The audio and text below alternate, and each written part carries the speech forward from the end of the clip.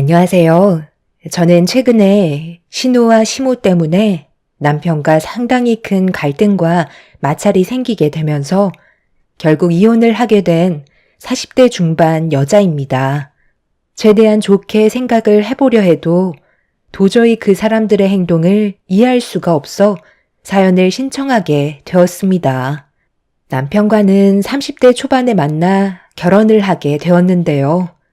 3년 전에 제가 그토록 바라던 청약에 당첨이 돼서 내 집 마련의 꿈이 실현되려 하고 있었죠.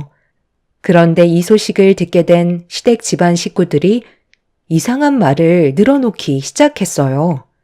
너무 황당하고 어이가 없어 시모가 물어보는 질문에 대답조차 하지 않았어요. 제가 아무런 반응이 없자 남편이 저를 툭툭 건들면서 시모가 물어보는 질문에 대답하라고 눈치를 주고 있었는데 왜 그렇게 해야 되는 건지 이해할 수 없어 남편을 노려봤지만 그런 저를 오히려 이상하게 쳐다보고 있었어요. 얘, 내 말 안 들리니? 너 청약에 당첨이 됐다면서. 너희들이 지금 살고 있는 집도 충분히 넓고 좋은데 굳이 거길 들어갈 필요는 없잖아. 그래서 나중에 입주할 때 내 딸도 그 시기에 맞춰서 결혼하면 딱 좋을 것 같아서 물어보는 건데 그게 그렇게 잘못된 거야? 대꾸도 안 할 정도로 기분이 상했니? 솔직히 기분이 좋지 않은 건 당연한 거잖아요. 입장을 바꿔놓고 생각을 해보세요. 요즘 청약이 있어도 내 집 마련하기가 쉬운 것도 아닌데 정말 신중히 결정하고 청약을 지원한 건데 그걸 왜 아가씨한테 넘겨줘야 하는지 이해가 안 돼서 아무 말도 하지 않고 있었는데 무슨 말을 듣고 싶으신 건데요? 제가 청약에 당첨이 된 거잖아요. 무슨 말을 하셔도 제 대답은 같을 수밖에 없어요. 지나가는 사람 붙잡고 얘기해 보세요. 어머님이 이상하다고 할걸요? 얘 말하는 것 좀 봐라. 그래서 지금 내가 부탁을 하는데도 받아들이기 싫다는 거야? 너희들은 젊었을 때부터 결혼해서 굳이 청약 필요 없어도 아무 집이나 들어가서 살 수 있을 만큼의 자본금이 있지만 내 딸 미연이는 결혼을 하고 싶어도 그쪽 집안도 준비가 덜 돼서 여러 가지로 어려움이 많은데 네가 어느 정도 양보만 해준다면 미연이도 결혼하는데 좀 더 여유롭게 생활할 수 있게 되는 거잖아. 가족이란 게 뭐야? 서로 어려울 때 도와주는 게 가족 아니니? 가족이요? 저희가 언제부터 가족 타령했었죠? 어머님, 말은 똑바로 하셔야죠. 저희가 지금 살고 있는 집 입주금이 좀 모자라서 그때 도와달라고 부탁하지 않았어요? 그런데 아가씨가 옆에서 자기 나중에 결혼할 때 필요한 자금이라면서 절대 빌려주지 말라고 난리 친 적 있었죠?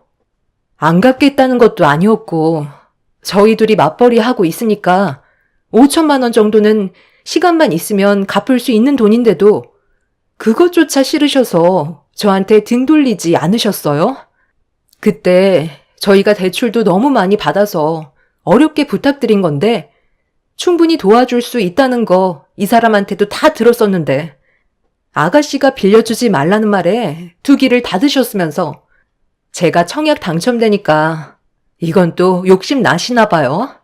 무슨 말을 하셔도 달라지는 건 없으니까 청약 얘기는 그만하셨으면 좋겠어요. 이게 제가 드릴 수 있는 답변이네요. 어머, 새언니, 정말 너무한 거 아니에요? 그때도 제가 오죽 힘들었으면 그랬겠어요. 왜 빌려주지 말라고 했던 건데요? 그렇게 되면 저도 대출을 많이 받아야 하니까 그랬던 거죠. 지금 서로 자금이 없어서 결혼 못하고 있는 거 뻔히 알고 있잖아요.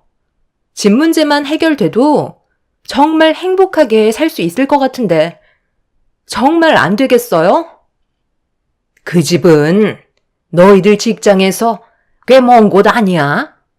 지금 살고 있는 집이 직장과 거리가 가까우니까 그 근처로 이사한 건데 굳이 그쪽으로 갈 필요가 있겠어? 미연이는 네가 청약 당첨된 위치에서 직장이 코앞이라 여건도 딱 좋은데 이번에 결혼 선물로 주면 얼마나 좋겠니? 중도금은 내가 중간에서 해결해 줄 테니까 우리한테 분양권을 넘겨줬으면 좋겠다.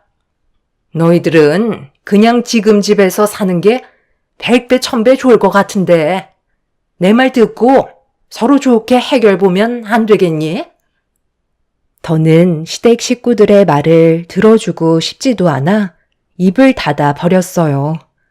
자신들이 원하는 답을 내놓으려 하지 않자 얼굴을 붉히면서 남편한테 불만을 털어놓고 있었습니다.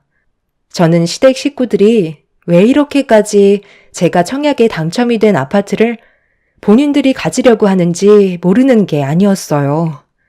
청약을 신청했던 지역은 경쟁률이 상당히 높은 곳이라 당첨이 될 확률도 높은 편은 아니었지만 저 같은 경우 모든 조건이 충족이 되어 있는 상태였죠. 물론 직장과는 좀 떨어진 곳에 당첨된 거지만 한 지역에 오래 살았었고 청약을 넣은 기간 또한 오래됐었지만 제일 중요했던 건 저에게는 아이들이 셋이나 있었어요. 그래서 남들보다 조금은 유리한 조건에 속해 있었는지 간절하게 바랬던 청약에 당첨이 될 수 있었죠. 주변 사람들 말로는 10억 로또 청약에 당첨이 됐다곤 하지만 어차피 처분할 생각 없이 그 집에서 아이들과 평생 살아갈 생각을 가지고 있어서 저에게 그런 건 상관이 없었어요. 하지만 남편은 저와 다른 생각을 가지고 있었고 안 좋은 분위기로 집에 돌아왔을 때 남편의 한마디에 결국 부부싸움까지 이어지고 말았습니다.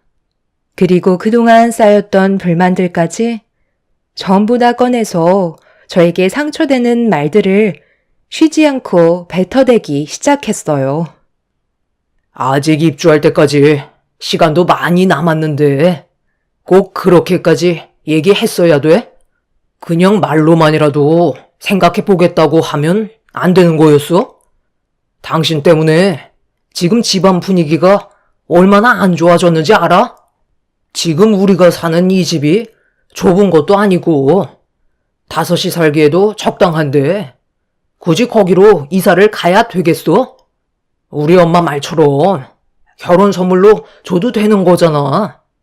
가족은 원래 그런 거야. 베풀면 그만큼 돌아오게 되어 있는 거라고. 그쪽이 워낙 청약 과열 지역이고 위치도 좋아서 로또 청약이라는 말이 나올 정도로 나중에 분양 금액이 상당할 거라는 말이 들려오는데 그건 그때 가봐야 알 수 있는 거 아니야? 당장 어떻게 되는 것도 아닌데 미연이랑 우리 엄마 마음 좀 편안하게 만들어주면 얼마나 좋아? 그 자리에서 5만 가지 인상 다 쓰고 사람 불편하게 분위기 조성하면 내 입장이 어떻게 되겠냐는 거야. 일단 그 자리에서는 좋게 얘기하고 나중에 나랑 따로 대화하면 될걸. 당신 때문에 우리 가족 전체가 상처받았잖아. 쓸데없이 청약은 왜 넣어가지고 사람 곤란하게 만들어야 되겠어? 내가 좋게 얘기할 거니까 당신은 그냥 가만히 입 다물고 있는 게 좋겠어. 뭐? 입을 다물고 있으라고?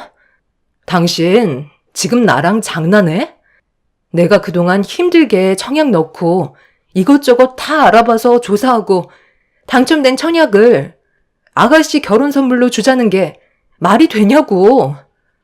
나는 우리 아이들이랑 좋은 집에서 살고 싶으니까 쓸데없이 괜한 말 하지 마.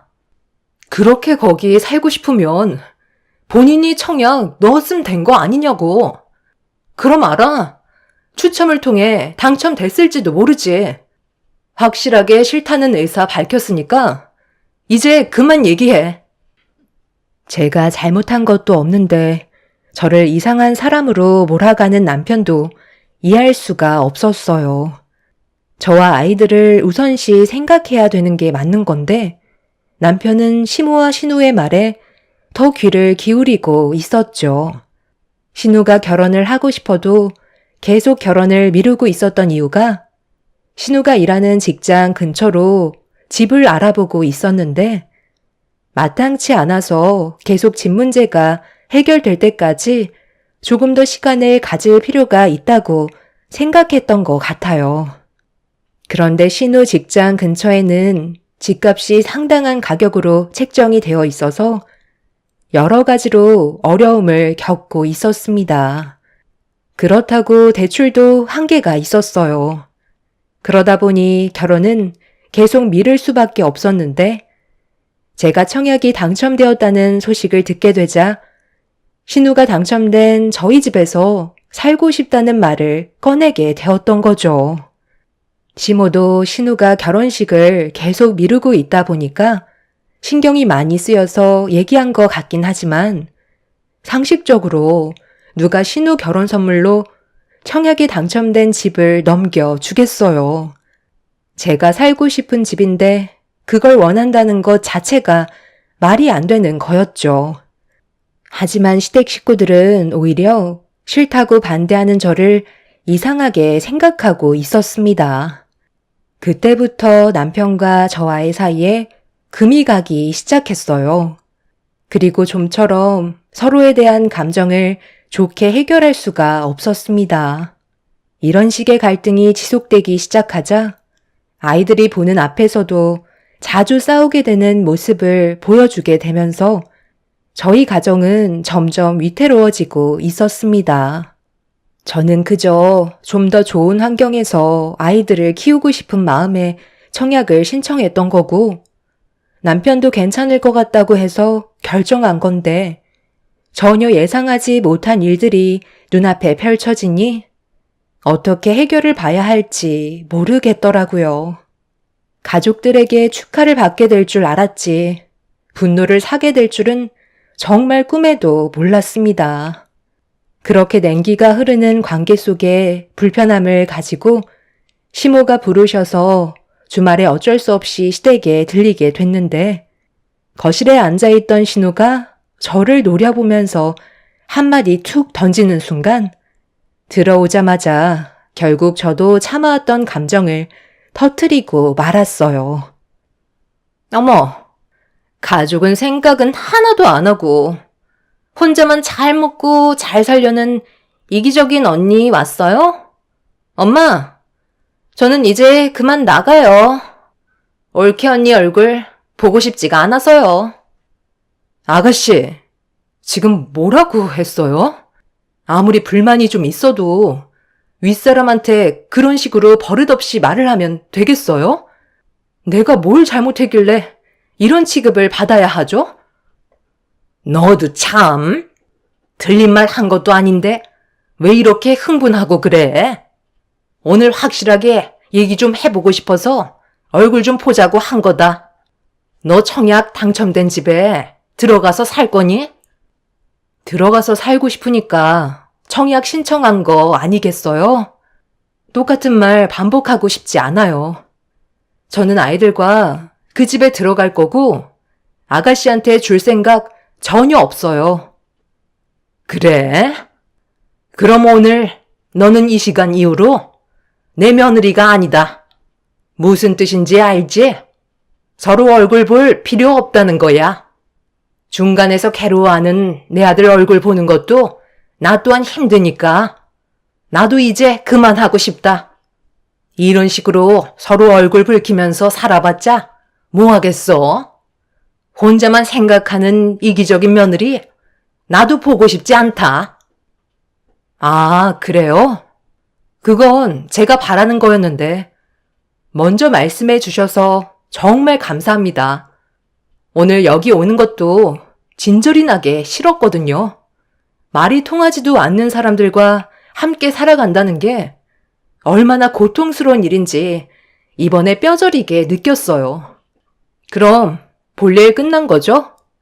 저도 이런 지긋지긋한 생활 빨리 벗어나고 싶었거든요. 저는 뭐 좋아서 때 되면 어머님 댁에 들리는 줄 알아요? 그동안 제가 말을 안 하고 참아왔는데 명절 때만 되면 온갖 잡일 저한테 다 시키고 힘들게 음식 만들고 있는데 자리 깔고 앉아서 가족이라고 도와주지도 않고 입에만 밀어넣고 있는 아가씨가 정말 마음에 안 들었거든요.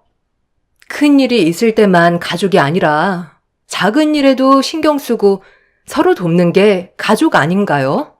본인들이 원하는 걸 해주지 않았을 때는 가족이 아니라고 얘기하는 것 자체가 잘못된 거죠.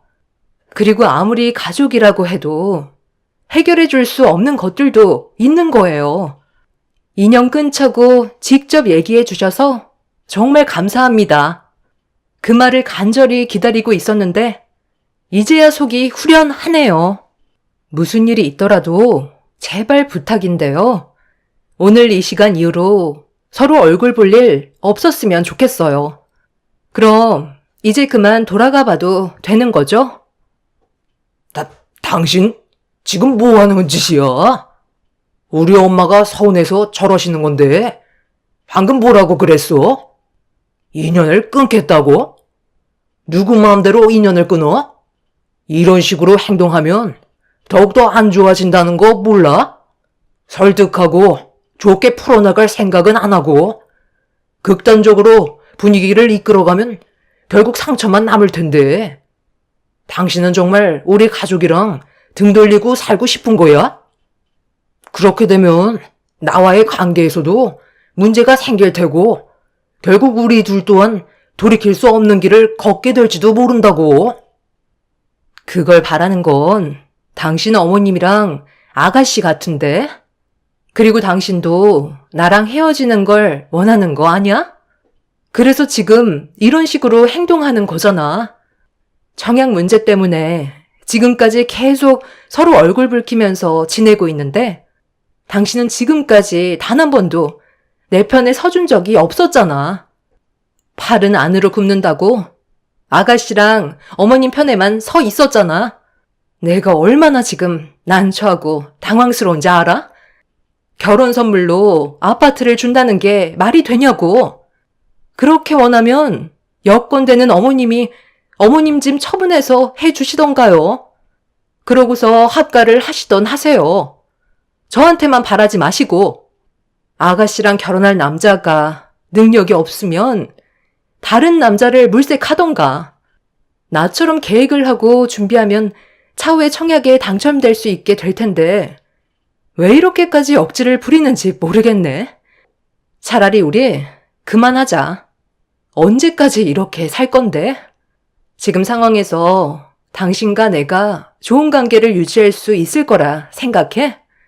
아이들을 생각해서 지금까지 참고 살아왔는데 이번만큼은 너무 납득이 되지 않은 모습들을 많이 봐서 그만하고 싶은 생각뿐이야. 당신도 우리의 관계에 대해 진지하게 생각해봐. 나는 지금 이렇게 사는 게 너무 지쳤어. 남편은 제가 하소연을 해도 들어주려 하는 것보단 이해할 수 없다는 표정을 보이며 알아서 하라고 되레 화를 내고 있었습니다. 함께 살아온 세월이 적은 것도 아닌데 제 입장을 이해하지 못하는 남편한테 너무 서운했었어요. 그날 이후 저희 부부의 관계는 회복할 수 있는 길이 보이지 않았고 남편과 각방 생활을 하면서 억지로 하루하루 힘겹게 살아가고 있었습니다. 서로가 말도 안 하고 살아오다 보니 아이들한테도 안 좋은 영향을 계속해서 주게 되니 불안해하는 모습을 보이길래 이것저것도 안 되는 관계에 차라리 하루빨리 정리하는 게 좋을 것 같아 아이들을 재우고 늦은 저녁 방에서 나오지 않는 남편한테 대화 좀 하자며 거실로 불렀습니다. 억지로 거실로 나온 남편은 이제는 제 얼굴조차 보고 싶지 않다는 듯 쳐다도 안 보고 있었지만 할 말은 해야 했어요. 저번에 어머님 댁에서도 얘기했었지만 당신과 나와의 관계에 지금 상당히 문제가 커졌다는 걸 인지하고 있을 거야. 그리고 아이들에게까지 안 좋은 영향을 끼치고 있어. 아무것도 해결되지 않는 상태에서 계속 이런 식으로 살아가다 보면 분명 더 안 좋은 결과만 가져오게 될 거라고. 그러니까 앞으로 어떻게 할 건지 확실하게 얘기해 줬으면 좋겠어. 그때는 이혼하자는 말까지 나왔었지만 아이들이 있어서 서로가 섣불리 먼저 움직이지 않고 있잖아? 어떻게 할 거야? 뭘 어떻게 해? 서로 안 맞으면 갈라서는 거지. 나는 당신이랑 좋아서 살고 있는 줄 알아? 자기 생각만 하는 사람이랑 나도 같이 살고 싶지 않다고. 아이들한테도 정신적인 문제가 생긴다면 하루빨리 해결하는 게 좋겠지. 차라리 그냥 이혼하는 걸로 하자. 나도 더 이상 당신한테 미련 없고 감정도 없으니까 따로 사는 게 좋을 것 같아.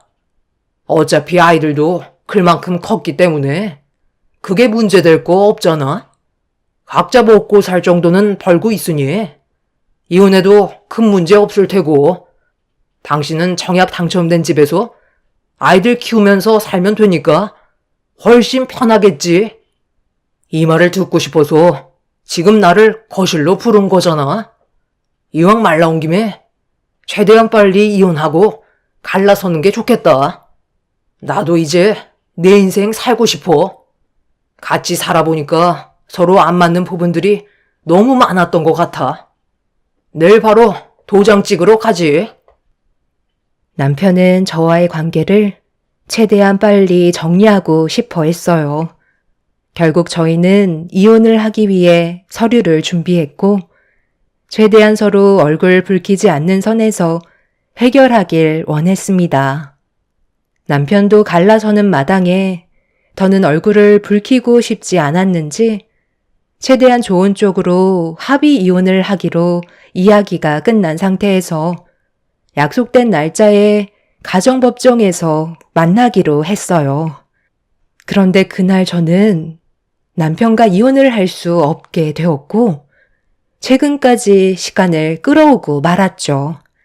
남편이 공장에서 생산직 일을 하다가 자동화 기계에 손이 말려 들어가면서 크게 다쳤다는 소식을 듣게 되었고 병원에서 치료를 받고 있다는 말에 급하게 수술실로 달려갔어요.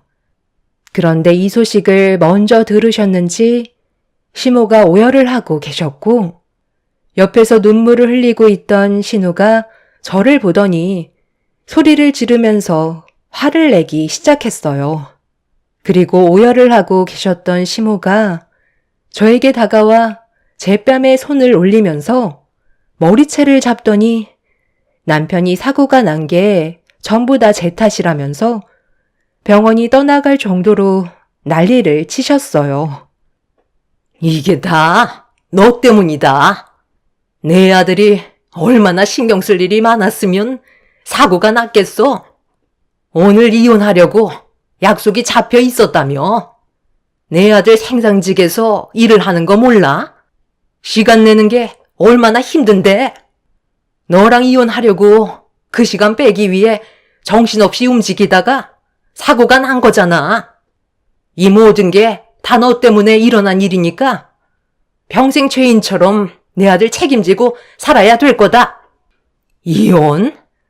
너 입에서 한 번만 더 이혼 얘기가 나오기만 하면 그땐 뼈도 못 추릴 정도로 가만두지 않을 거야.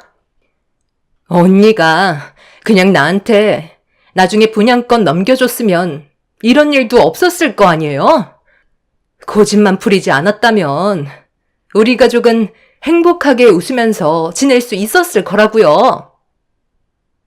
아니 세상에, 이게 왜 전부 제 탓이라는 거죠? 저는 가만히 있었는데 먼저 시작한 게 누군데요? 어머님이랑 아가씨 아니에요? 제가 청약에 당첨돼서 아이들과 그이랑 행복하게 살려는 계획을 가지고 있었는데 아가씨가 결혼 선물로 달라는 억지를 부렸잖아요. 어느 누가 선물로 아파트를 넘겨줄 수가 있어요? 능력이 안 되면 그거에 맞게 살면 되는 거지. 눈만 높아서는 새 집은 가지고 싶었나 봐요. 아가씨가 먼저 이런 얘기를 꺼내지 않았다면 절대 이런 일은 생기지 않았을 거라고요. 뭐야? 너 지금 내 딸한테 뭐라고 그랬어? 가족이면 서로 돕기도 하고 손해보기도 하는 거지? 이제 결혼해서 시작해보려는 내 딸한테 그런 식으로 매몰차게 행동한 게 잘했다는 거야? 네가 청약 신청만 하지 않았다면 애초에 내 딸이 그런 말은 꺼내지도 않았을 거다. 너는 평생 죄인처럼 살아야 될 거야. 시모는 흥분을 가라앉히지 못한 채 달려들었고 주변 사람들이 말려준 덕분에 시모와 떨어질 수 있었습니다. 서로의 감정이 격해진 상태라 험한 말이 계속해서 오고 갔어요.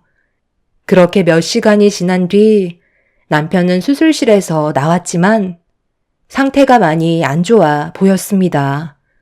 그동안 함께했던 정이 있어서 그런지 저도 마음이 너무 안 좋았어요. 병실로 옮겨진 남편한테 가까이 다가가 팔 상태를 확인해 보고 싶었지만 시모와 신호가 절대로 들어오지 말라는 말에 멀리에서 지켜볼 수밖에 없었습니다. 의사의 말로는 롤링에 팔이 빨려 들어가면서 뼈가 전부 다 으스러져 수술하는데 상당히 어려운 부분들이 많았었고 회복을 한다 해도 평생 후유장애를 가지고 살아야 된다는 충격적인 말을 듣게 되었죠. 최선을 다해 수술을 했지만 오른쪽 팔을 아예 사용할 수 없을지도 모른다고 경과를 지켜봐야 된다는 추가적인 내용도 알려주셨습니다. 시모와 신우는 마취에 깨어나지 못하고 있는 남편을 보며 오열을 하고 있었어요. 앞이 캄캄할 정도로 남편과의 문제를 어떻게 해결해야 될지 몰랐습니다. 그렇게 며칠 동안 멀리에서 남편의 상태를 지켜보고 있었는데 조금 기력이 회복한 남편이 들어오지 못하는 저를 병실 안으로 불렀어요. 시모와 신우는 제 얼굴 볼 필요 없다며 접근하길 꺼려 했지만 남편은 저보고 가까이 오라며 손짓을 하고 있었습니다.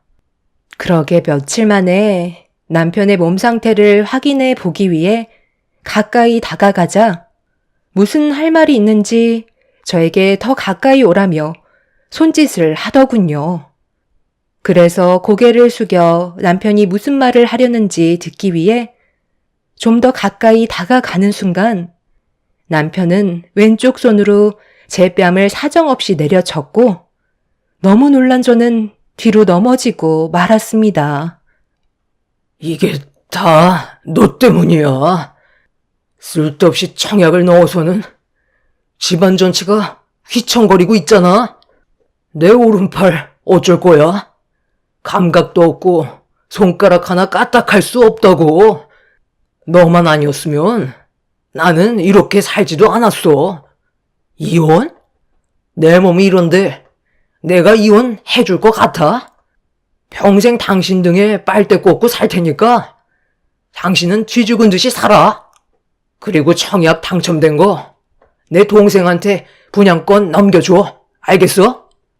그렇게 하지 않으면 평생 동안 당신을 못 살게 굴 거고 살고 싶지 않을 만큼 괴롭게 만들 테니 각오해. 남편한테 뺨을 허용하게 된 순간 모든 것들이 무너져 내렸어요. 하지만 남편의 말대로 제가 괜히 청약을 넣어서 이런 안 좋은 상황까지 오게 된 것 같아 죄책감에 아무 말도 할 수가 없었습니다. 남편은 한쪽 팔을 움직이기 위해 끊임없이 재활 치료를 했었지만 노력을 해도 팔은 좀처럼 돌아오지 않았고 손가락 하나 까딱하지 않자 의사는 평생 장애를 겪고 살아야 한다는 진단을 내리게 되었어요. 이렇게 된 게 저에게도 책임이 있는 것 같아 이혼은 생각조차 못하고 있었어요. 그리고 남편한테 온갖 시달림을 당하면서 힘겹게 살아오고 있었죠. 남편의 팔에 문제가 생기게 되면서 집에서 단 한 번도 나가지 않던 남편은 자신의 팔을 보며 현실을 받아들이지 못했고 그런 아픔을 잊어버리기 위해 술에 의존해 오면서 살아가고 있었습니다. 그리고 아이들을 대하는 행동들 또한 심각할 정도로 거칠어져서 안전을 위해 친정에서 아이들을 돌보며 힘겨운 삶을 살아가고 있었어요. 그렇게 힘겨운 날들을 버티면서 지내오다 보니 어느새 청약에 당첨된 아파트 입주날이 다가오자 시댁 식구들은 기회를 놓치지 않고 저에게 당연하다는 듯 요구를 하기 시작했어요. 약속대로 내 동생한테 분양권 넘겨줘. 그리고 언제까지 아이들은 장모님 집에 놔둘 거야? 당장 애들 데려오지 못해? 당신이 그런 행동이 아이들과 나와의 사이에 문제를 더 키우는 거라고.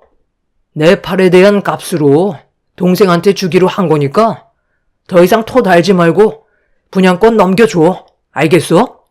집이 완벽하게 넘어가면 그때 결혼식 바로 올리기로 했으니까 미연이 너도 이제 슬슬 결혼 준비해라. 정말 오래 기다렸잖아.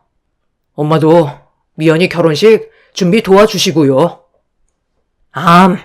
그런 건 걱정하지 마라. 엄마가 다 알아서 할 테니까 너는 몸이나 신경 써. 부동산에도 매물들이 꽤 나왔더구만. 벌써 분양가가 10억 넘게 잡혀 있던데. 저는 그렇게 할 수 없을 것 같아요. 그 집에서 살고 싶은 마음 없어요. 그래서 저도 부동산에 내놨어요. 제가 청약 당첨된 집인데 들어가지도 못하고 온갖 욕은 다 얻어먹으면서 지금까지 살아왔는데 아가씨한테만 좋은 일 시키는 거잖아요. 차라리 그냥 다른 집에서 사는 게 좋겠어요. 그 집은 원하시면 부동산에서 알아보세요. 매물 많이 나왔다면서요. 저희 집도 처분하려고 내놨으니까 제대로 된 절차 밟으셔서 금액 지불하시고 들어가시면 되겠네요. 너 지금 뭐 하자는 거야? 그 집을 왜 부동산에 내놔? 앞으로 집값이 계속해서 오를 수 있다고 하던데 그걸 내놓으면 어쩌자는 거야? 지금 반항하는 거니? 저는 할 만큼 했어요. 여기까지만 하려고요. 더 이상 함께 살 이유가 없을 것 같아요. 이 사람은 맨날 술만 먹고 집안은 전부 다 던져 부수고 아이들한테 본이 되는 모습조차 안 보여주고 있는데 뭐하러 붙어 살아야 되는 거죠? 본인이 작업 부주의로 사고 난 걸 왜 제 탓으로 돌리는 거예요? 지금까지 붙어 있었던 건 확실한 이혼 절차를 밟기 위한 계획이었어요. 며칠 전에 변호사를 만났는데 남편과는 이혼하는 게 좋을 것 같다고 하더라고요. 아이들의 안전을 위해서라도 그렇게 하는 게 더 큰 사고를 막을 수 있는 방법이라고 알려주셨어요. 집안의 가장이 무력을 앞세우면 되겠어요? 그동안 함께해왔던 정이 있으니까 불쌍해서 지금까지 버텨준 것뿐이네요. 이혼소송 준비할 테니 불만 있으시면 똑같이 소송하시면 될 것 같아요. 그럼 저는 먼저 일어나 보도록 하겠습니다. 남편은 뭐 하는 짓이냐고 저에게 소리를 질렀고 시모와 신우 또한 난리를 쳤지만 저는 이미 마음을 굳혔기 때문에 더 이상 시간을 끌고 싶지 않았습니다. 남편이 팔을 다쳤을 때 정말 저 때문에 일어난 일인 것 같아 미안한 마음 때문에 옆에 잠시 머물러주면서 정상적인 생활이 가능하게끔 재활치료를 도와주고 싶었지만 남편은 살고자 하는 의지가 보이지 않았어요. 3년이라는 시간 동안 저를 너무 힘들게 만들었었죠. 아이들 또한 아빠가 무섭다며 얼굴조차 보려 하지 않는데 더 이상의 가족이 무슨 소용이 있겠어요. 그래서 다시 한번 이혼을 결심했고 저는 이혼 소송으로 남편과의 관계를 끝낼 수 있었습니다. 뒤늦게야 시모는 본인이 남편을 걷어들여야 한다는 걸 알게 되면서 저에게 미안하다고 다시 예전처럼 좋은 관계를 유지하고 싶다고 했지만 이미 더 이상 돌이킬 수 없는 강을 건넜기 때문에 미련조차 두지 않았어요. 그렇게 저는 현재 아이들과 부모님 집 근처에 자리를 잡아 살고 있습니다. 청약 당첨이 돼서 좋은 집에 입주하고 싶은 꿈이 무너졌지만 그 집에 억지로 들어가서 산다 해도 저에게 안 좋은 기억만 계속해서 떠오를 것 같아 처분할 생각을 할까 합니다. 저와 부모님이 도와주셔서 힘들게 중도금을 납부하는 동안 남편은 단 한 번도 집에 대한 기여도를 한 적도 없었을 뿐더러 도와주지도 않았기 때문에 그 집은 온전히 제 몫이라 이혼을 하면서 그동안 함께 벌어 모았던 돈에 대해서만 재산 분할을 하게 되었어요. 제가 처분하려 하자 부모님께서는 청약 당첨된 집을 너무 이르게 처분하는 걸 수도 있으니 일단 가지고 있는 게 좋을 것 같다는 의견을 주셨어요. 더 많은 시세 차익을 올릴 수 있을 것 같다고 해서 어떻게 할지 고민 중이네요. 지긋지긋했던 시댁 생활 청산했으니 앞으로 저희 가족에게는 좋은 일들만 펼쳐졌으면 좋겠어요. 제 사연 들어주신 분들 감사합니다. 안녕하세요. 저는 40대 초반 여자입니다. 최근에 정말 어이없는 일들이 눈앞에 펼쳐져서 사연을 신청하게 됐습니다. 작년에 남편과 이혼을 했어요. 이유는 저 말고 다른 여자와 바람을 피워서 위자료 받고 각자 갈 길을 가게 됐었죠. 그때 당시 저에게는 상상조차 하지 못했던 일들이라 하늘이 무너져 내리는 것만 같은 충격적인 상황을 겪었던 터라 한동안 아무것도 할 수가 없었습니다. 저와 결혼 생활하는 동안 3년을 숨기며 살아왔었다는 거에 엄청난 배신감이 찾아왔었죠. 제가 할 수 있는 건 이혼밖에 없었지만 언젠가 남편과 상간녀가 제가 받은 상처만큼 그들 또한 그대로 받길 간절히 바랐었어요.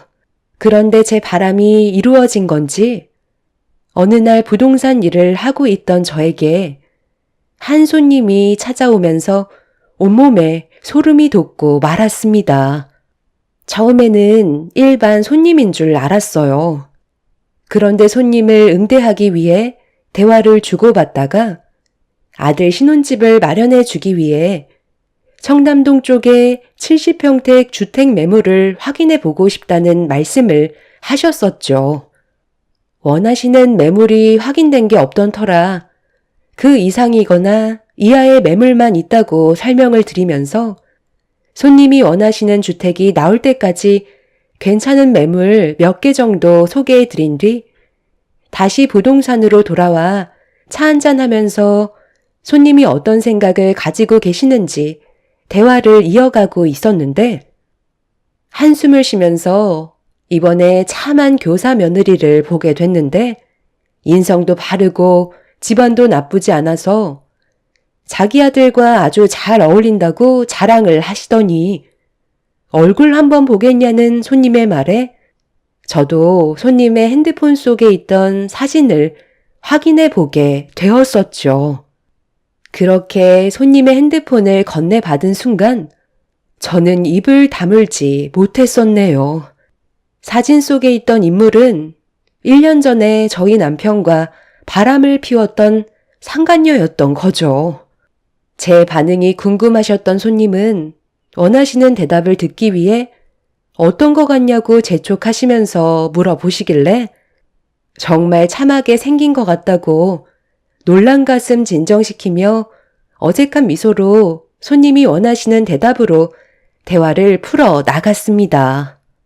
그때부터 상간녀의 예비 시모는 기분이 좋아지셔서 입에 모터를 단 것 마냥 상간녀를 아낌없이 칭찬하기 시작했어요.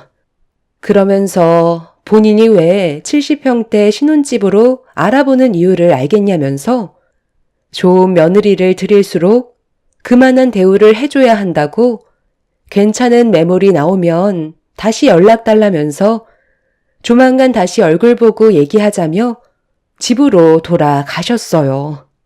상당히 큰 충격을 받은 저는 다리에 힘이 풀려 의자에 털썩 주저앉았었죠. 상간녀는 작년에 남편과 평생을 함께 하겠다며 가정을 풍비박산 내놓고 1년 만에 남편이 아닌 상당한 재력가 집안을 물어서 새살림을 차리려 했다는 거에 어이가 없었습니다.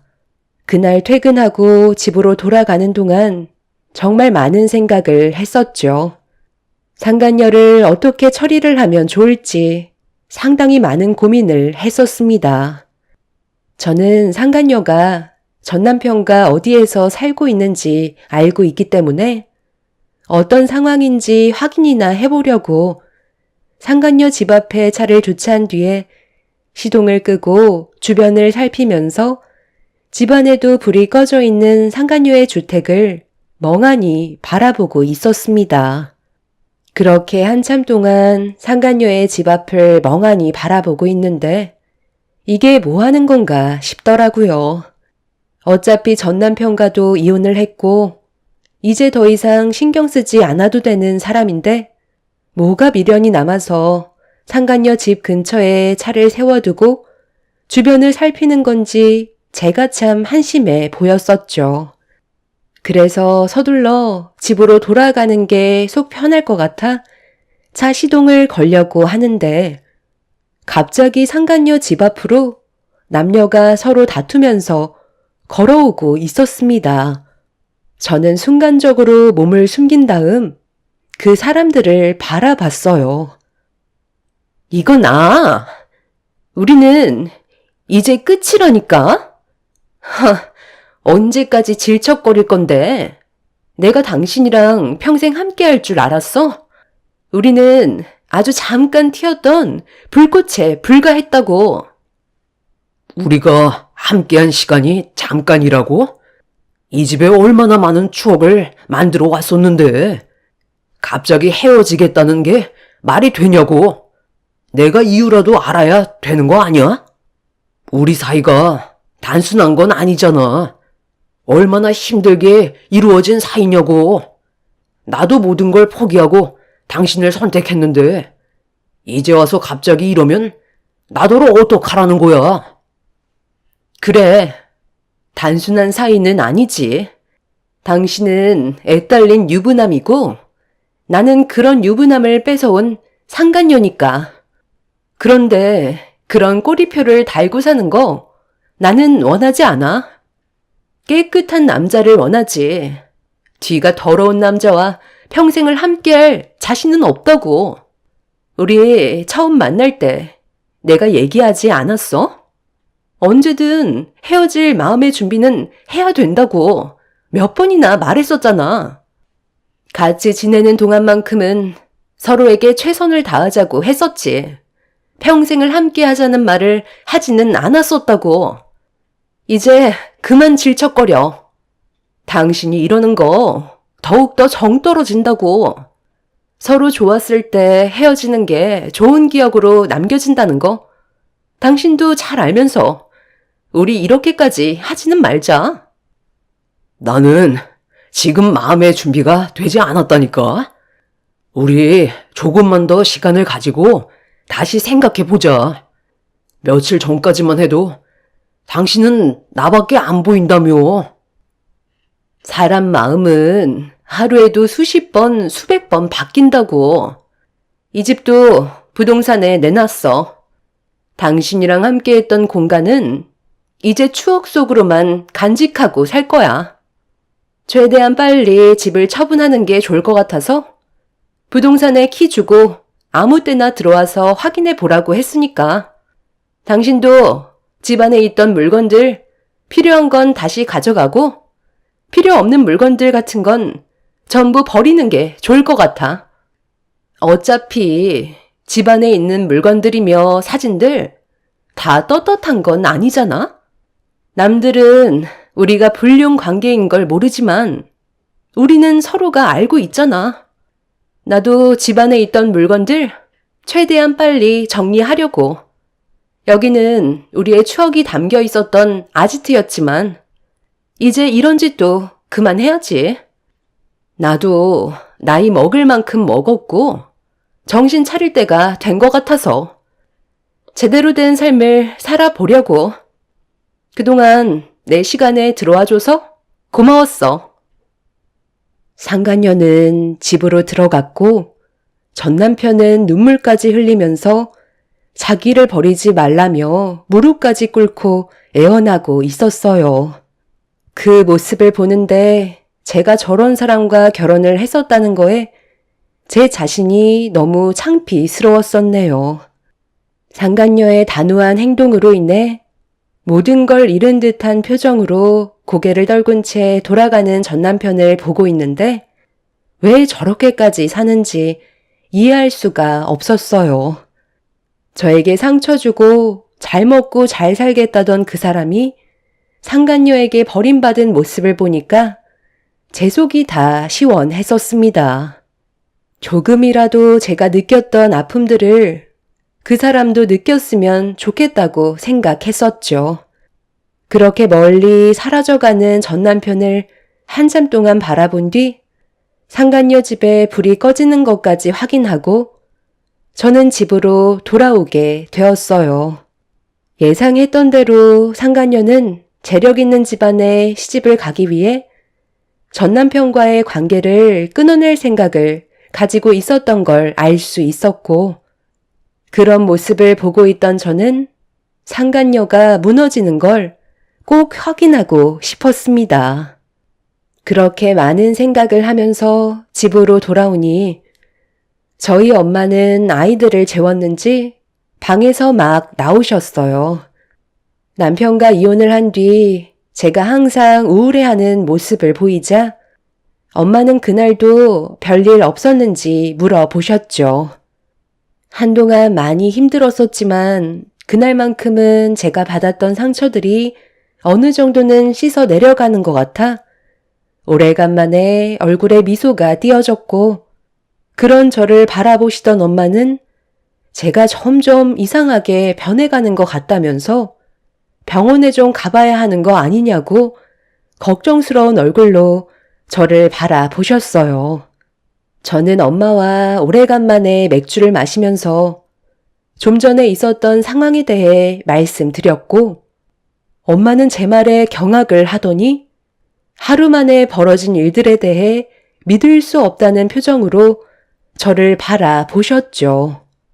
엄마는 전 남편이 당해도 싸다면서 상간녀도 절대 용서하지 말라고 오히려 저보다 더 흥분하셔서는 아이들이 자고 있는 모습을 볼 때면 너무 마음이 아프다고 상간녀는 꼭 벌을 받았으면 좋겠다는 말을 하셨습니다.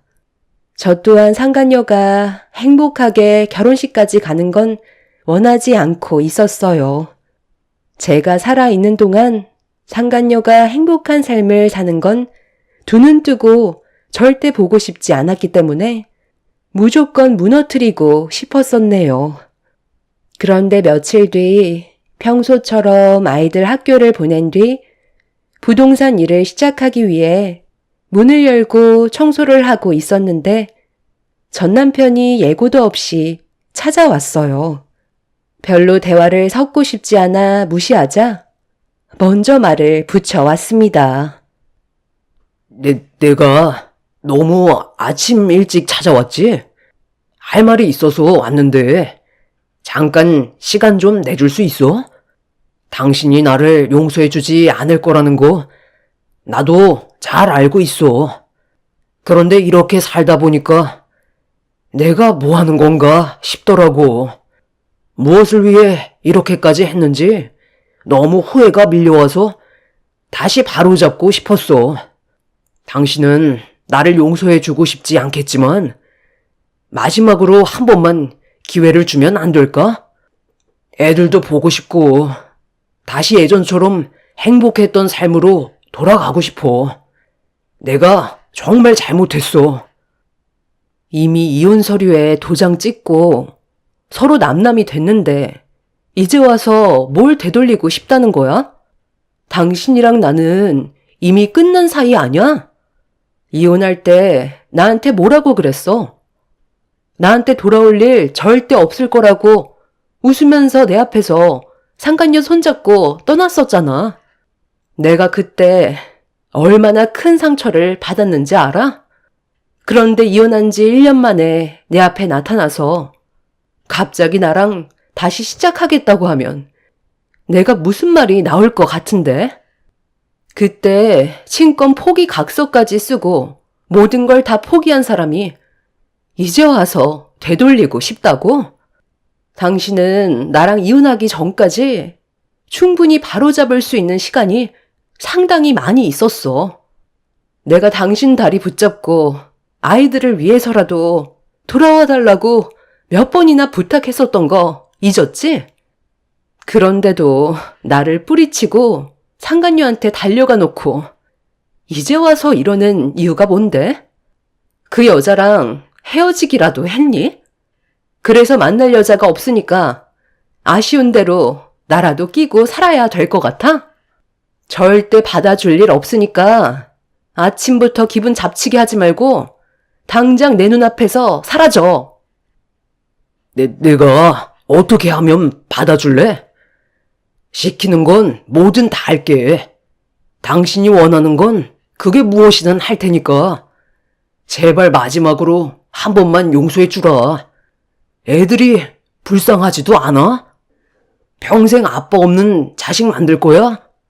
내가 다시 잘하면 되잖아. 가정에 충실하고 그동안 당신이랑 아이들한테 못했던 거 원 없이 해주면 되는 거 아니야? 이미 애들도 당신이 그 여자랑 바람 피워서 우리 가족 버리고 갔다는 거 다 알고 있어. 더 이상 애들한테 상처 주지 마. 영업 방해로 경찰에 신고하기 전에 이제 그만 나가줬으면 좋겠는데. 당신이 뭘 해도 달라지는 건 아무것도 없을 거야. 애초에 너희들은 불완전한 관계였던 거 몰라? 당장 내 눈앞에서 그 더러운 면상 좀 치워줄래? 저는 전 남편을 밖으로 밀치면서 부동산 사무실에 들어오지 못하게 했어요. 그런데도 전 남편은 계속해서 들어오려 하길래 화가 머리끝까지 올라와 버린 저는 바닥을 닦고 헹구던 대걸레 물통을 들어서 남편 얼굴에 냅다 뿌려 버렸습니다. 그제서야 억지를 부리던 남편의 행동은 멈췄고 곧바로 경찰에 신고하겠다며 액션을 취하자 남편은 나중에 다시 찾아오겠다며 급하게 도망을 쳤네요. 아침부터 전 남편의 얼굴을 보게 되니 일이 손에 잡히지 않게 되었고 아무것도 할 수가 없었습니다. 상간녀가 헤어지자는 말을 하지 않았다면 저에게 찾아올 생각도 없었으면서 꽝 대신 닭이라고 괜히 아쉬우니까 저에게 다시 돌아오려는 전 남편의 행동이 저에게 더 큰 실망감을 안겨 주었어요.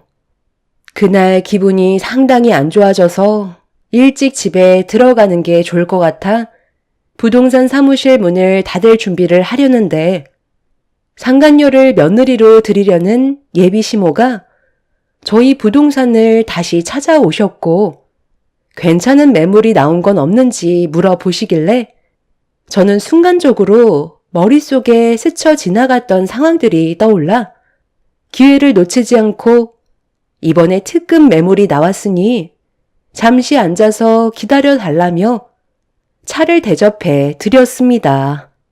그리고 상간녀가 부동산에 내놨던 사무실에 전화를 해서 제 입장에 대해 상황 설명을 드렸어요. 저희 사무실과 멀지 않은 곳에 위치해 있던 부동산에 들려 상간녀가 집을 확인해 봐도 된다고 연락받았다면서 저에게 키를 건네 주셨죠. 그렇게 다시 저희 부동산으로 돌아온 뒤 손님을 태우고 상간녀의 집으로 향하게 되었어요. 제가 차를 멈추자 손님은 매물을 확인하시더니 인상을 찌푸리시면서 이게 무슨 특급 매물이냐고 그만 차를 돌려달라고 하시길래 들어가시면 마음이 바뀌실 거라면서 손님을 설득한 뒤 함께 상간녀의 집 안으로 같이 들어가게 되었죠. 그렇게 현관문을 열고 발을 들이는 순간 눈앞에 펼쳐진 광경에 상간녀의 예비 시모는 집안에 걸려있던 사진들을 보고 경악을 하셨고 온몸을 부들부들 떨면서 저를 바라보시더니 뭐 하는 짓이냐고 버럭 화를 내셨습니다. 당신 지금 이게 뭐 하는 짓이야? 이것들이 전부 다 뭐냐고? 왜 나한테 이런 걸 보여주는 거지? 혹시 내 예비 며느리를 알고 있기라도 한 거야? 네, 아주 잘 알죠. 이 사진 속에 있는 남자가 저희 남편이거든요. 이런 사실을 숨기고 있었나 봐요. 여기가 저와 결혼했던 전 남편과 이 여자가 단둘이 3년간 사랑을 나눴었던 아지트였어요. 그런데 급하게 이 집을 처분한다고 하더라고요. 왜 그랬을까요? 모든 흔적을 없애야 뒤가 구리지 않잖아요. 여기 주변 집값 시세보다 상당히 싸게 나왔더라고요. 아지트로 사용되었던 집이니까 지금은 그 여자가 여기로 올 필요는 없는 상태죠. 저희 가정을 무너뜨리고 그 사람이랑 잘 먹고 잘 살겠다고 했던 저 사진 속 여자가 사모님 아드님과 결혼을 하기 위해 며칠 전까지 저희 남편과 만나오면서 이중 생활을 유지하다가 헤어짐을 통보했어요. 저는 그냥 넘어갈 수도 있었지만 사모님 집안에 피해가 가지 않게 해드리기 위해 이런 결정을 내린 거고 제가 받았던 상처까지 보여드리면서 저 여자를 무너뜨리고 싶었던 거예요. 솔직히 3년 동안 만남을 가졌다는 건 저희 남편과 저 여자가 서로에 대해 모르는 게 없을 정도로 깊은 사이였다는 거 말씀 안 드려도 알 수 있으실 거예요. 저런 더러운 여자가 사모님한테는 깨끗한 척, 참한 척, 온갖 애교까지 떨면서 아무것도 모르는 순수한 교사인 척 행동을 했었겠죠. 그런데 이거 보세요. 그 뒤에는 엄청난 실체를 숨기고 있었고 이런 여자한테 사모님 식구들은 전부 다 속아 넘어가고 있었습니다. 말도 안 돼. 어떻게 이런 쓰레기 같은 여자가 내 앞에서 참한 교사인 척 행동을 할 수가 있는 거지? 교사라고 해서 정말 높은 점수를 줬었구만. 아주 더러운 여자였잖아. 감히 내가 누구인 줄 알고 나를 속이려 들어? 당장 내 눈앞에서 무릎 꿇는 모습을 봐야 할 것 같네. 절대 용서치 않을 거야. 상간녀의 예비 시모는 바로 어딘가에 전화를 걸었어요.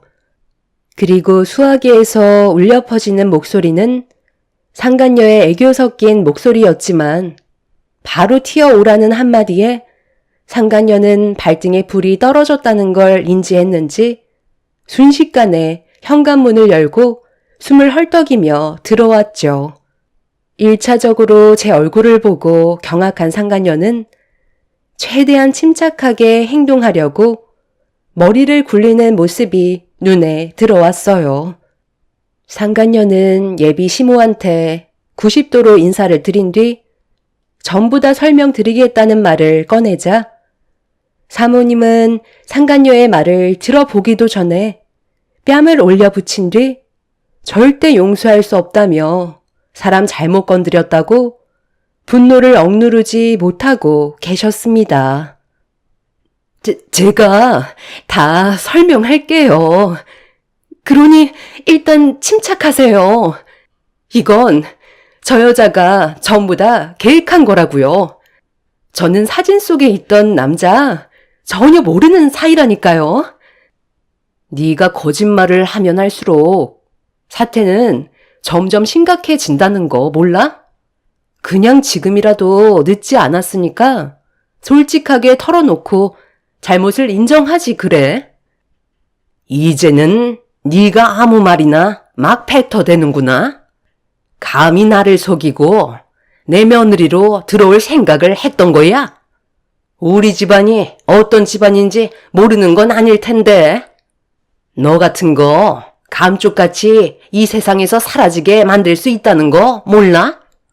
마지막으로 기회를 줄 테니까 솔직하게 얘기하는 게 좋을 거야. 여기 사진 속 남자 누구야? 어머니, 정말 죄송해요. 제가 잘못했어요. 그러니 한 번만 용서해 주세요. 저분의 남편이었어요. 하지만 지금은 아무 사이도 아니에요. 믿어주세요. 이 집을 내놓은 것도 관계를 정리했기 때문에 전부 처리하는 중이었다니까요. 저는 기성 씨 아니면 앞으로 살아갈 수가 없는 사람이에요. 저희 이제 결혼식밖에 안 남았는데 과거에 있었던 일로 모든 걸 망치고 싶지 않아요.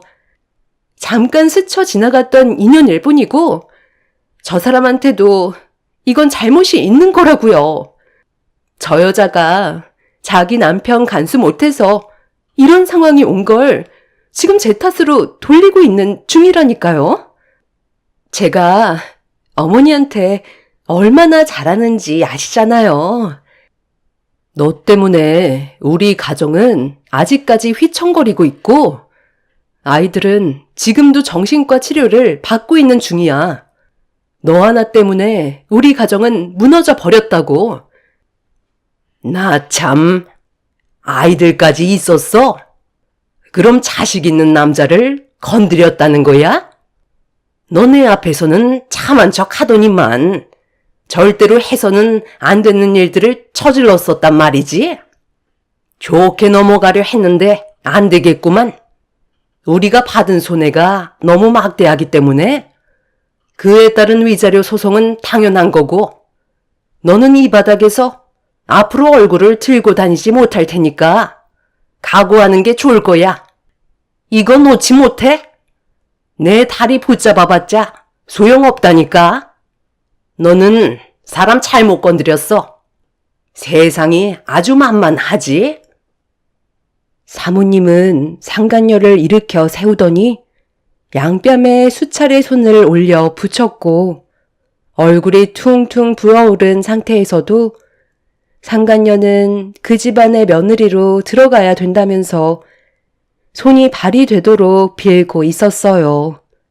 그런데 갑자기 현관문이 스르륵 열리더니 고개를 내밀고 들어온 한 남자와 눈이 마주쳤어요.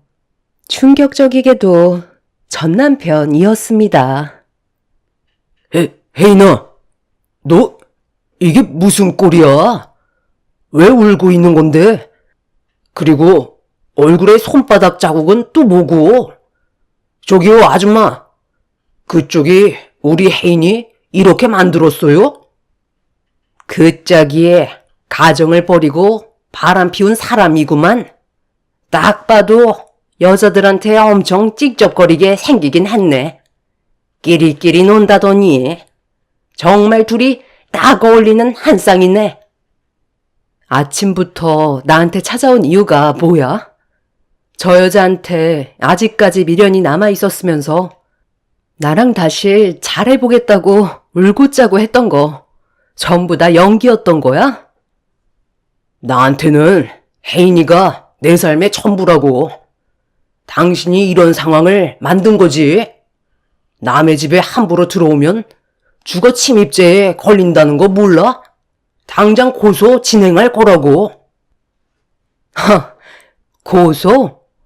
이 집에 들어온 건 어디까지나 합법이고 당신이 지금 관여할 문제는 아니니까 그만 빠져주지 그래. 괜히 피해보지 말고 조용히 나가는 게 좋을 거야. 저기요, 아줌마. 저는 혜인이랑 절대 헤어지지 않을 거고 제 여자입니다. 그러니 여기에서 멈춰 주시죠. 그쪽 며느리로 받아들이지 않으면 된 거잖아요. 우리가 피해본 금액이 얼마인데 그만하게 생겼어요? 쓸데없이 참견하지 말고 상관없는 사람은 빠져주는 게 좋을 것 같은데 괜히 불통 튑니다. 뭐라고요? 지금 한번 해보자는 거예요? 이 노인네가 가만히 있으니까 사람 무서운 줄 모르고 인생 망치고 싶어서 작정했지. 여기에서 그만하라고 했잖아. 전 남편은 갑자기 사모님의 어깨를 밀쳐대면서 화를 내기 시작했어요. 이성을 잃어버린 남편이 너무 강하게 밀쳤는지 사모님은 뒤로 넘어져 버리게 되었고, 그걸 본 저와 상간녀는 경악을 하고 말았습니다. 상간녀는 전 남편한테 정신 나갔냐고 강하게 밀친 뒤 사모님의 몸 상태를 살피고 있는데, 넘어진 사모님은 상간녀 보고 비키라면서 발로 밀어 버렸어요. 그리고 넘어진 몸을 일으키더니 어딘가에 전화를 걸었고, 잠시 뒤 덩치 있는 사람들이 상간녀의 집으로 우르르 몰려 들어왔습니다. 순식간에 분위기에 압도되어 버린 상간녀와 전 남편은 아무 말도 하지 못한 채 불안에 떨고 있었는데, 사모님은 받은 만큼 돌려주는 게 서로에 대한 예의 아니냐면서 어디론가 데리고 가려 하자 그제서야 사태 파악이 됐는지 전 남편은 그 자리에 털썩 무릎을 꿇더니 용서를 구하기 시작했어요. 제가 높으신 분을 몰라 뵀던 것 같습니다. 정말 죄송합니다. 잠깐 정신이 나갔던 것 같은데 제가 큰 실수를 저질렀던 것 같네요. 한 번만 용서해 주세요. 어머니, 앞에 두 번 다시 나타나지 않을 테니까 이번만 넘어가 주시면 안 될까요? 다시는 그 사람 앞에 나타나지 않을게요. 제발 여기에서 멈춰 주세요. 멈출 생각이었으면 저 사람들 부르지도 않았어. 너희들이 저지른 행동에 대한 대가는 치러야 하는 건 당연한 거 아니야? 그럴 거면 덤비지를 말던가. 사모님은 제 손을 잡더니 덕분에 자기 아들 인생 구할 수 있었다며 도와줘서 고맙다는 말을 끝으로 상간녀와 전 남편을 데리고 어디론가 사라져 버렸습니다. 전 남편은 저를 애타게 부르면서 도와달라고 했지만 제가 도와줄 이유는 전혀 없었어요. 그렇게 한바탕 난리가 난 뒤 그날 이후로 상간녀와 전 남편의 소식은 듣지 못하고 있었죠. 그런데 며칠 뒤 한동안 부동산에 오지 않으셨던 사모님께서 찾아오셨어요. 갑자기 찾아오셔서 놀란 상태로 인사를 드리며 차를 대접해 드렸죠. 그동안 잘 지내고 있었어요? 나는 요 며칠 중요한 일 몇 개 처리하느라 정신없이 지내고 있었는데 처음 봤을 때보다 얼굴빛이 좋아졌네. 저도 이제 과거에 있었던 일들은 털어버리고 열심히 살아야죠. 지금은 걱정거리가 없어져서 마음이 한결 편해졌어요. 사모님은 잘 지내고 계셨어요? 아휴, 말도 마. 일 처리하는 게 쉽지 않다니까. 우리 집안을 속이고 내 아들과 결혼하려 했던 그 애는 결혼식 비용에 손해난 부분과 우리 가족이 받은 정신적인 피해 보상에 대한 대가를 갚기 위해 열심히 일을 하고 있는 중이야. 아마 적성에 맞을 거야. 눈웃음 잘 치고 남자들 꼬시는 능력은 워낙 탁월하니까 딱 맞는 직업을 가지게 해줬지. 우리가 손해본 피해 금액만 청산하면 그때부턴 자유의 몸이지만 그 전까지는 건물 밖으로 한 발자국도 못 움직일 거야. 그리고 자네랑 살림 차렸던 그 남자는 죽어도 그 여자랑 떨어지지 않겠다네. 그래서 그 여자가 나한테 진 빚을 청산할 때까지 붙어 있으라고 그랬어. 나는 무상으로 직원이 둘이나 생기게 된 거지. 자신들이 저지른 행동에 대한 대가는 치러야 하잖아. 그리고 덕분에 내 아들 인생 구해줬으니 나도 그만한 보답을 해주고 싶어서 얼마 되진 않지만 아이들 키우는데 도움 좀 될 것 같아서 좀 챙겨왔으니까 부담 가지지 말고 받아줬으면 좋겠어요. 사모님의 아들과 결혼을 하려고 했던 상간녀는 결혼식 준비까지 거의 다 끝난 상태였지만 제가 모든 진실을 밝혀버리자 그에 따른 손해난 금액이 상당한 거액이라는 걸 알게 되었고 상간녀 집안에서도 바람 피웠던 사실을 숨기고 있었다는 걸 알게 된 사모님은 손해배상을 청구했지만 상간녀의 부모님들까지도 알게 되면서 교사로서 유부남을 만난 딸을 용서할 수 없다며 내쳐버린 것 같았어요. 상간녀가 교사로 있던 학교에까지 소문이 금방 퍼져서 학부모들의 반대 의견으로 교사직까지 내려놓게 되는 상황이 온 것 같았죠. 결국 사모님이 운영하셨던 술집에서 상간녀는 일정 기간 동안 일을 할 수밖에 없었습니다. 전 남편은 그런 여자가 뭐가 좋다고 같이 술집에 들어가 일을 하게 되었던 거죠. 제가 도움을 줬다는 이유 하나만으로 사모님은 저에게 어느 정도의 보상금을 쥐어 주었지만 저는 그 돈을 받진 않았습니다. 찝찝한 것보다 상간녀와 전 남편을 무너뜨렸다는 것 하나만으로 저에게는 돈보다 더 큰 걸 얻었기 때문에 사모님이 주신 돈을 받지 않았어요. 사람은 죄짓고는 못 산다는 말이 있죠. 상간녀는 자기 욕심 때문에 인생을 망치게 되었고 전 남편은 상간녀 때문에 자기 인생을 망치게 되었네요. 앞으로 저와 아이들의 인생은 행복만 가득했으면 좋겠습니다. 제가 바라는 건 그거 하나뿐이네요. 제 사연 들어주신 분들 감사합니다. 안녕하세요. 저는 30대 중반 여자입니다. 얼마 전에 저희 부모님께서 갑작스런 사고로 세상을 떠나셨습니다. 전혀 상상조차 하지 못했던 사고라 지금도 현실을 받아들이기가 너무 힘든 상황입니다. 그런데 이런 아픔을 가지고 있는 저에게 더 큰 상처를 준 사람들이 있습니다. 바로 시댁 식구들 때문인데요. 제가 사연을 신청하게 된 이유도 그 사람들의 상식 이하의 행동들이 저를 여기까지 오게 만들었습니다. 2달 전에 저희 부모님께서 즐거운 여행을 마치시고 집으로 돌아오시던 중이셨는데 갑자기 튀어나온 고라니를 피하려다가 중심을 잡지 못한 채 비틀거리는 차량을 제어하지 못한 아빠는 결국 차량이 전복되어 버렸고 그 사고로 2분 다 한날 한시에 세상을 떠나게 되셨습니다.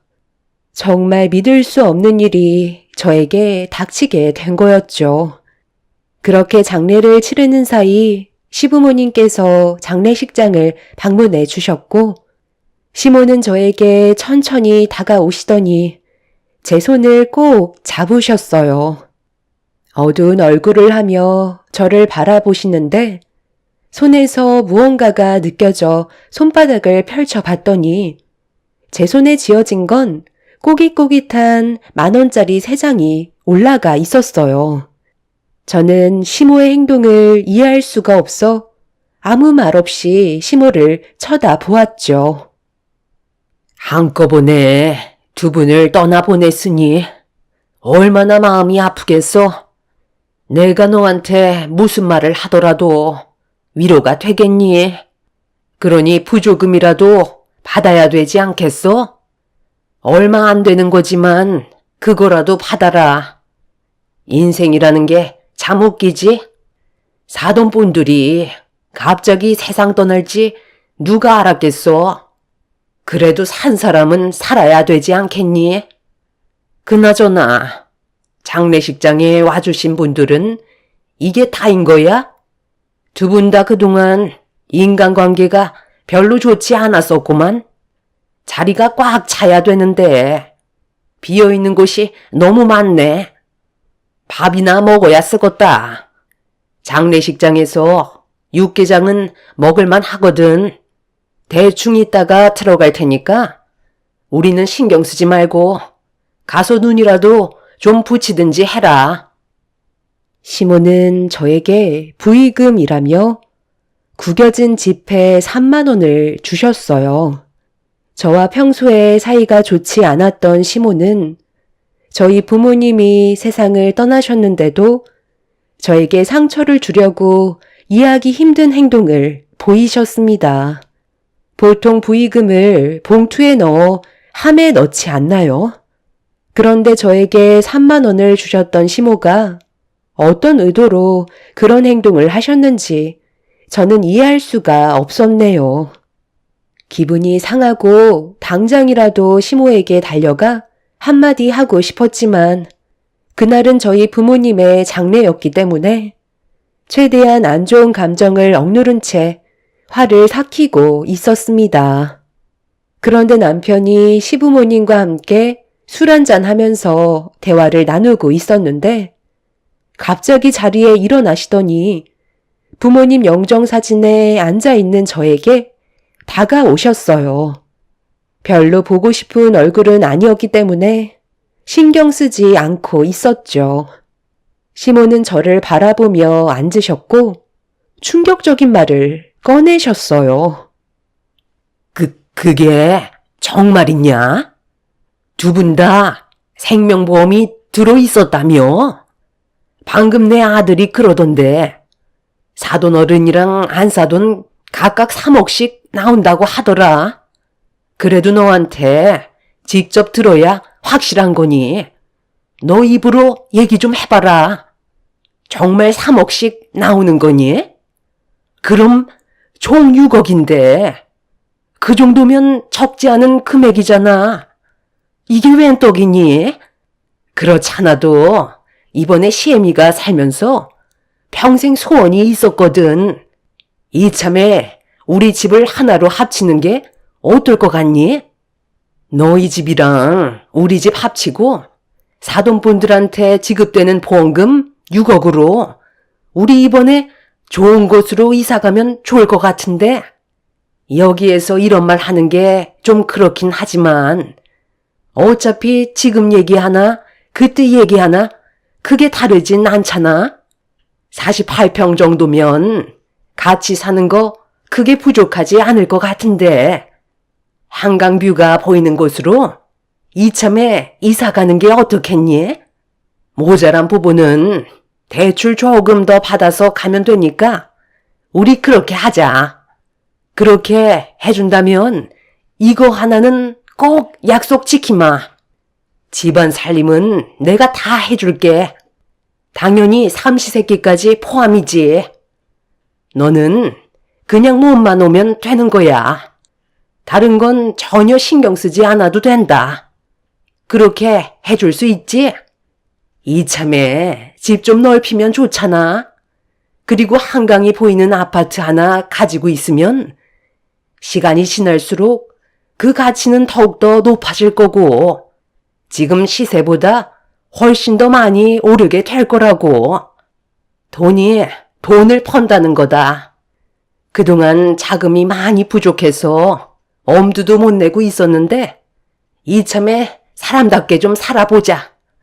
아침에 일어나서 커피 한잔하면서 창밖에 보이는 한강을 쳐다보면 스트레스 받을 필요가 뭐가 있겠어. 내가 살아봤자 얼마나 더 살겠니? 이럴 때 며느리 덕도 좀 보면 좋잖아? 내 말이 기분 나쁜 건 아니지? 세상 떠난 너희 사돈이 그래도 마지막 가는 길에 빈손으로 떠나지 않아서 정말 다행이다. 어떻게 보면 두 분이 동시에 세상 떠난 게 잘된 일일지도 모른다니까. 한 분이라도 목숨이 붙어 있었어 봐라. 그럼 그 돈 전부 다 병원비로 나갔었을 텐데 한날 한시에 세상을 떠나셨으니 돈 나갈 필요도 없고 힘들게 병수발 들지 않아도 되잖아. 제일 깔끔하게 잘 떠나신 거야. 듣자 하니까 정말 못 들어주겠네요. 제가 지금 어떤 기분으로 앉아있는지 뻔히 아시면서 방금 뭐라고 하셨어요? 저희 부모님 생명보험금으로 한강뷰가 보이는 아파트로 이사 가자고요? 아무리 하고 싶은 말이 있으셔도 분위기 파악하시면서 입을 여셔야죠. 어떻게 부모를 두 분 다 동시에 잃은 저에게 돈 얘기부터 꺼낼 수가 있는지 어머님 행동을 이해할 수가 없어요. 쓸데없는 얘기하실 거면 그만 집으로 돌아가 주세요. 그리고 이거 3만 원도 필요 없으니까 도로 가져가세요. 장례식장에서 기본적인 예의도 모르시면서 저한테 바라시는 건 정말 많으시네요. 어머님이랑 제가 그렇게 좋은 사이는 아니잖아요. 그래서 시엠이 부탁을 안 들어주겠다는 거냐? 내가 이렇게까지 얘기했으면 좋게 얘기해 줄 수도 있는 건데 너는 어떻게 된 게 앞뒤가 꽉 막혀 있니? 엄마, 이제 그만하세요. 그런 건 나중에 얘기하셔도 되는 거잖아요. 이 사람 상태를 좀 보세요. 두 분 다 세상을 떠나셨는데 정신이 온전하겠어요? 아무리 부모를 잃은 충격이 크다고 해도 나는 시애미인데 얼굴을 붉히면서 대드는 게 말이 되니? 최대한 좋게 웃으면서 얘기해 주니까 나를 아주 만만하게 보네. 당신은 이런 상황에 돈 얘기를 꼭 해야만 했어? 그런 건 나중에 얘기해도 되는 문제인데 정말 생각이 없는 거야? 당신들 관짝을 48평으로 해주기 전에 당장 내 눈앞에서 사라져. 저희 부모님이 두 분 다 세상을 떠나신 충격 때문에 제정신이 아닌 걸 알면서 시모는 제 앞에서 생명보험금 얘기를 꺼내고 있었습니다. 정말 어이가 없었죠. 그 돈으로 한강이 보이는 아파트로 이사를 가자는 시모의 말은 더 이상 화를 참지 못하게 만들었고 결국 이성을 잃어버린 상태로 부모님의 장례식장에서 난리를 치고 말았습니다. 제가 정신 나간 여자처럼 분노하자 시모는 그런 저를 보며 많이 당황스러우셨는지 급하게 자리를 피해 시부와 집으로 돌아가셨어요. 당신이 힘든 건 이해하겠는데 그렇다고 우리 엄마한테 꼭 그렇게까지 화를 냈어야만 해? 일단 좋게 얘기할 수도 있는 거잖아. 정말 너무한 거 아니야? 내가 너무하다고? 당신이야말로 정신 나간 거 아니야? 누구보다 조심해야 될 사람이 분위기 파악 못하고 생명보험금 얘기를 꺼내? 상식적으로 지금 상황에서 그런 말을 해야 되는 게 맞는 거냐고. 당신 때문에 이런 일이 벌어진 거 아니야. 어머님이 나한테 오자마자 뭘 주셨는지 알아? 펴지지 않을 정도로 구겨진 10,000원짜리 3장을 내 손에 쥐어 주시더라. 장례식장 한두 번 다니신 것도 아니실 텐데 왜 그런 행동을 보이셨을까? 우리 집안을 그만큼 무시하고 있다는 거잖아. 그러니까 그런 식으로 행동하신 거 아니야? 그래도 나는 열을 올리지 않고 힘들게 참고 있었어. 부모님 장례식이니까. 그런데 맨정신으로 버티는 것조차 힘들어하는 나한테 부모님 생명보험금으로 한강 뷰가 보이는 아파트로 이사 가자는데 내가 화가 안 나겠어? 입장을 바꿔놓고 생각을 해봐. 당신 부모님이 세상을 떠나셨는데 보험금 나온 걸로 좋은 집으로 이사 가면 좋을 것 같다고 당신 앞에서 웃으면서 설득시키려 한다면 기분이 좋을 것 같아? 남편은 화를 내고 있는 저에게 더 이상 아무 말도 하지 못하고 있었어요. 누구라도 제 입장이었다면 화를 내는 건 당연한 거였으니까요. 남편은 제가 하는 말에 제대로 된 대답조차 하지 못하더니 점점 말수가 줄었고 결국 남편도 장례식장에서 나가 버렸습니다. 그날 부모를 떠나보낸 슬픔과 시댁 식구들의 생각 없는 행동들 때문에 저는 오열을 하고 말았었죠. 그렇게 부모님의 장례가 끝이 나는 동안 남편은 한바탕 난리를 친 이후 장례식장의 모습을 드러내지 않았어요. 그때 확실히 알 수 있었던 건 이 집안 사람들과는 함께 살 수 없겠다는 거였고 남편과의 관계도 정리하고 싶은 마음이 거의 확고해진 상태였습니다. 결혼 생활한 지 오래되지도 않았기 때문에 크게 미련 같은 것도 없었어요. 더군다나 저에게는 아직 아이도 없었기 때문에 남편과의 관계를 정리하는데 어려움은 없을 것 같았습니다. 저희 부모님이 살아 계셨을 때도 시댁 식구들은 저를 무시했는데 부모님마저 세상을 떠나셨으니 앞으로 저를 더 막대할 것 같았어요. 장례가 끝난 날 저는 이혼 서류를 가지고 집으로 들어갔습니다. 그런데 현관문을 열자마자 눈앞에 펼쳐진 건 남편만 있는 게 아닌 시부모님도 함께 있었어요. 그리고 잔치상을 한 상 가득 차려두신 채 뭐가 그리 기분이 좋으신지 부어라 마셔라 하고 있었네요. 제가 그 모습을 멍하니 쳐다보고 있자 저를 바라보던 시모가 비틀거리시며 자리에서 일어나시더니 저에게 천천히 걸어오셨어요. 저는 불쾌한 표정으로 시모를 바라봤고 시모는 그런 저를 뚫어지게 쳐다보시더니 갑자기 손을 올리셨네요. 너는 눈빛이 아주 마음에 안 들어. 누구 닮았네 했더니 너희 안 써둔 눈빛이랑 똑같이 생겼네. 아마 성격도 거의 비슷했지. 부모 잘못 만나면 자식까지 성격을 버린다더니 그 말이 100번 옳은 것 같다. 너는 무슨 애가 그 모양이냐? 어른을 봤으면 인사부터 해야지. 어디서 눈을 치켜 세우고 있어? 너는 내가 우습니? 날이 가면 갈수록 아주 더 막 나가려 들고 있어.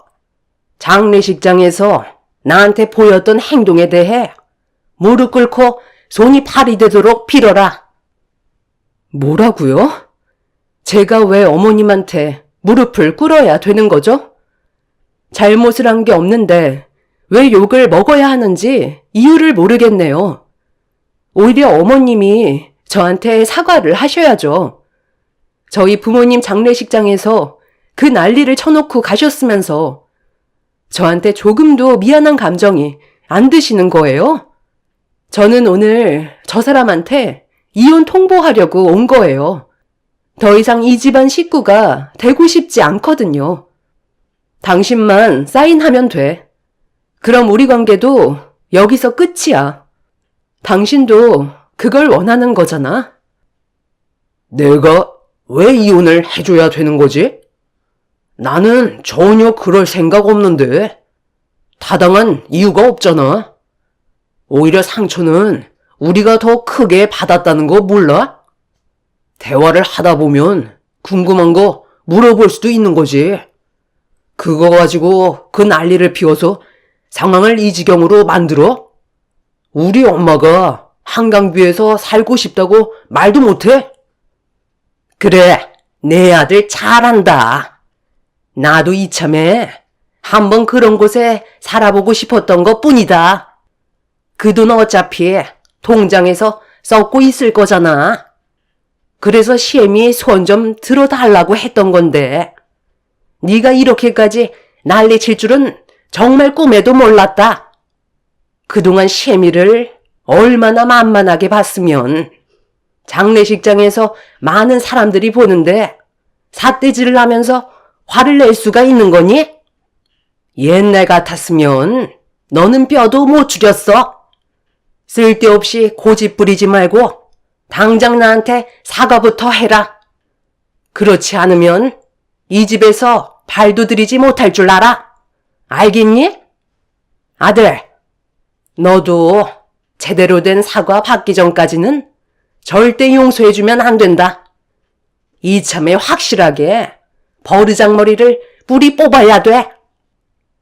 시모와 남편은 저보다 더 흥분해서는 술기운을 빌려 더욱더 난리를 치고 있었어요. 이런 사람들과 조금이라도 함께 있고 싶지 않아 제 방으로 들어가 짐을 챙기기 시작했어요. 어차피 조용하게 이혼이 성립되지 않을 거라는 거 잘 알고 있었기 때문에 소송으로 갈 생각을 가지고 있었습니다. 제가 시부모와 남편을 무시하고 짐을 챙기기 시작하자 남편은 제가 싸던 짐들을 빼앗아 밖으로 집어던지기 시작했어요. 시부모님한테 용서를 구하는 게 먼저 아니냐면서 점점 더 목소리를 높이고 있었죠. 저희 부모님이 안 계시다는 이유 하나만으로 남편은 예전과는 전혀 다른 태도를 보이고 있었습니다. 원래 남편의 성격은 조용하고 항상 저에게 모든 걸 맞춰주면서 많은 사랑을 줬었어요. 저희 부모님이 세상을 떠나시기 전까진 그랬었죠. 부부관계에 전혀 문제가 없었지만 시모가 항상 뒤에서 저와 남편과의 사이를 이간질하며 싸움을 부추겼었죠. 하지만 항상 서로 좋게 대화로 풀어나가면서 지혜롭게 헤쳐나갔었지만 남편은 이중적인 성격을 가지고 있었다는 걸 부모님이 떠나시면서 알 수 있었습니다. 더 이상 눈치 볼 사람이 없다고 생각했던 것 같아 보였어요. 남편과 이혼하려고 싸놓은 짐을 공중으로 던져버렸을 때는 제 마음도 같이 무너져 내리고 있었죠. 이미 남편과 돌이킬 수 없는 관계가 되어버렸기 때문에 더는 미련도 없었어요. 남편 얼굴에 이혼 서류 던져버리고 합의하지 않으면 소송으로까지 갈 거라는 한마디 한 뒤 집에서 나가려는데 시모가 가길 어딜 가냐고 제 뒷머리를 잡아 패대기를 쳤네요. 참을 만큼 참아왔던 저는 결국 시모를 미친 척 들이받아 버렸습니다. 더 이상 당하고만 살고 싶지 않았어요. 머리로 시모를 들이받아 버리자 남편은 넘어진 자기 엄마를 보며 경악을 했고 저에게 달려들려 하자 현관문을 활짝 연 뒤에 동네가 떠나갈 정도로 비명을 질러 버렸습니다. 남편은 제가 이미 제정신이 아니라는 걸 직감했는지 순간적으로 움찔거리더니 더 이상 저에게 다가오지 않았어요. 시모는 죽겠다면서 남편 보고 저를 잡으라고 했지만 자기도 똑같이 당할까봐 접근조차 하지 못하고 있었죠. 더군다나 제가 지른 비명소리에 동네 사람들이 밖으로 나왔기 때문에 함부로 할 수 없는 상태였습니다. 저는 그날 이후 남편을 상대로 이혼 소송을 걸었고 그렇게 법적인 절차를 기다릴 수밖에 없었어요.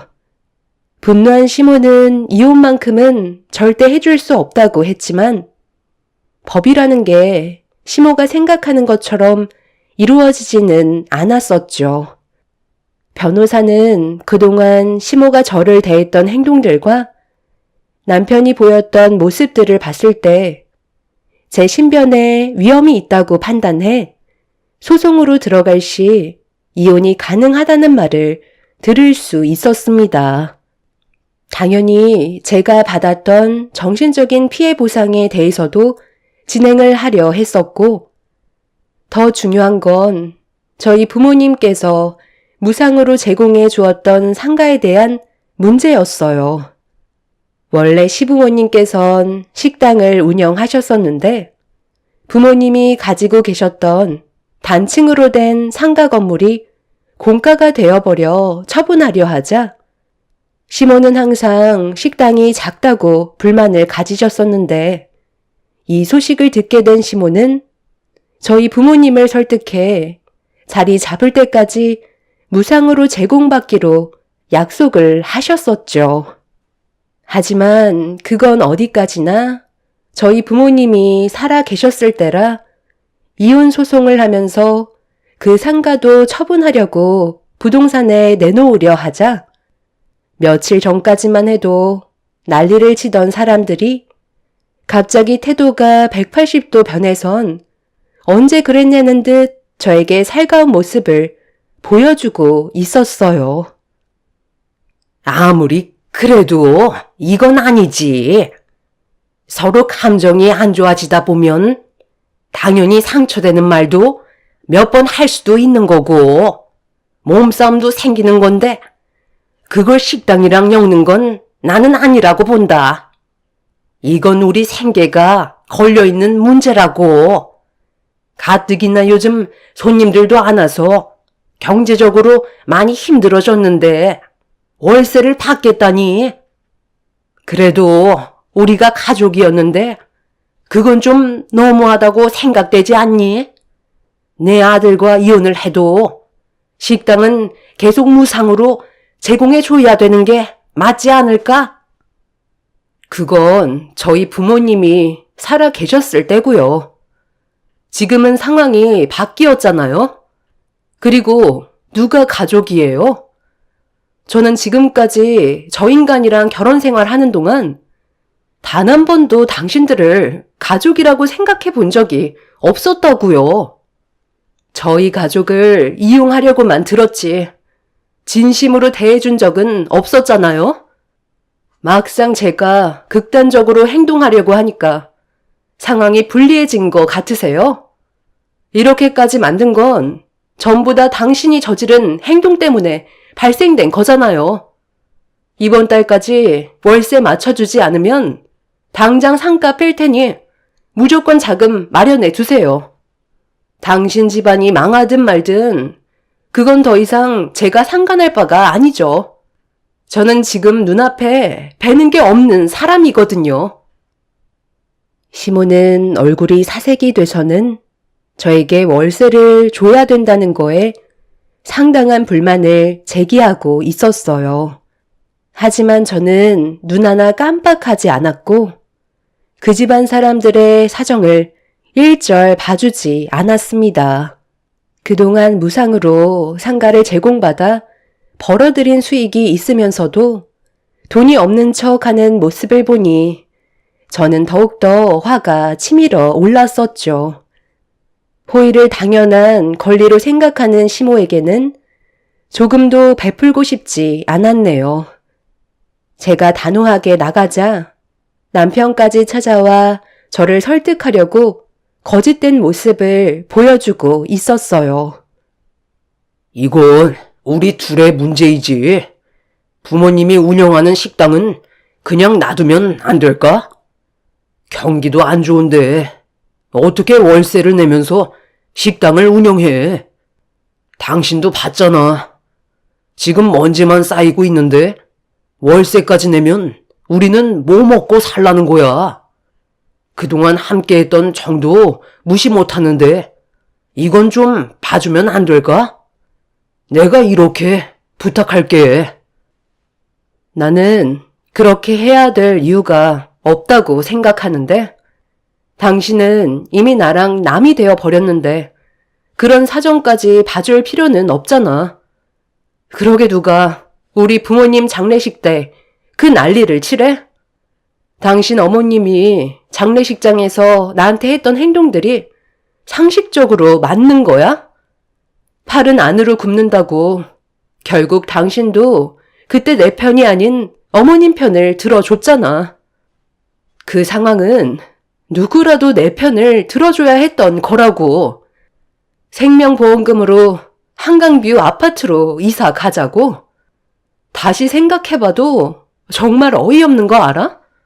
나는 절대로 당신 집안 식구들을 용서해줄 마음 조금도 없으니까 이제 그만 질척거리고 당장 내 눈앞에서 사라져.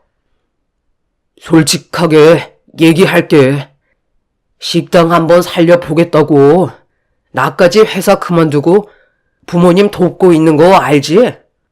인건비 한 명이라도 줄여보려고 이런 선택을 했다는 건 정말 우리 부모님 식당이 많이 힘들어졌다는 거야.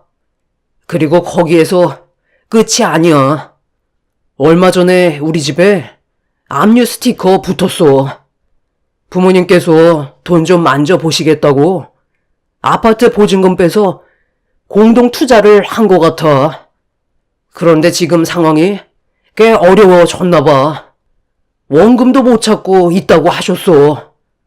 무리한 투자는 위험하다는 걸 알지만 돈을 벌 수 있는 건 한정적인데 엄마는 한강뷰 아파트에 이사를 가고 싶어 하는 욕심이 있으셔서 큰 거 한탕 해보려다가 지금 이 사태까지 와버린 거야. 아무리 우리가 좋지 않게 끝났어도 인간적으로 숨은 쉴 수 있게 해줘야 하지 않겠어? 오죽했으면 나까지 찾아왔겠냐고. 제발 부탁이야. 식당은 건들지 말자. 내가 아까도 얘기했잖아. 그건 당신 집안 사정이라고. 나는 우리 부모님처럼 마음이 넓은 편이 아니라서 그렇게까지 해주고 싶지 않아. 그러니까 이번 달 월세를 내지 못할 것 같으면 당장 식당 빼줬으면 좋겠어. 능력도 안 되는 사람들이 한강뷰? 아주 꼴값들을 떨고 있네. 그런 거에 눈이 멀어서 쓸데없는 짓을 하니까 집안이 망하는 거야. 다시는 내 눈앞에 나타나지 마. 있을 때 잘하라고 했지? 배가 불러서 앞뒤 안 가리고 덤비니까 이런 일이 생기는 거지. 저는 남편을 밀친 뒤 문을 세차게 닫아 버렸습니다. 본인들이 저지른 일들을 왜 제가 봐줘야 하는지 이해할 수가 없었죠. 남편은 다시 한 번만 생각해 달라고 했지만 저는 두 귀를 닫아 버렸고 결국 그 사람들은 식당 운영으로는 빚을 갚을 수 없다고 판단했는지 저에게 월세를 주는 것보단 폐업을 선택하게 되었어요. 시부모님까지 몇 번이나 찾아와서 무상으로 식당을 운영할 수 있게 도와달라고 했었지만 그동안 저를 막대했던 행동들을 생각하면 절대 용서해주고 싶지 않았어요. 받아갈 때는 살갑게 행동했다가 원하는 걸 얻으면 차갑게 돌변하는 그 사람들의 이중적인 모습들을 더 이상 보고 싶지도 않았고 배려조차 해주고 싶지 않았어요. 결국 자신들의 잘못된 행동으로 인해 그 집안은 나락으로 떨어지면서 집안의 위기가 찾아왔다는 소식을 들을 수 있었습니다. 살다 보면 참 별의별 일을 다 겪는 것 같아요. 저희 부모님이 계셨을 땐 찍소리 못하다가 막상 부모님이 돌아가시니까 저를 막대하는 모습들이 너무 큰 실망을 안겨 주었었죠. 현재 남편과 저는 이혼한 상태이고 재산 분할과 위자료까지 전부 다 받은 뒤 법적으로 남이 되었습니다. 앞으로 제 삶이 어떤 일들이 펼쳐질진 모르겠지만 이번 일을 통해서 남은 인생 더욱더 조심하며 살아야 할 것 같네요. 마지막으로 한마디 덧붙이자면 어제 전 남편이 돈을 빌리러 왔지만 문을 열어주지 않았습니다. 상당히 많은 빚을 떠안은 상태라 생활이 거의 불가능할 정도라고 하네요. 그 말을 들었을 때 저는 안타까움보다 더욱더 나락으로 떨어졌으면 하는 마음이 더 컸었고, 보란 듯이 저는 잘 사는 모습을 보여줘야겠다고 생각했어요. 그래야 남은 인생 웃으면서 살아갈 수 있을 듯 합니다. 앞으로 제 삶에는 꽃길만 펼쳐졌으면 좋겠네요. 제 사연 들어주신 분들 감사합니다.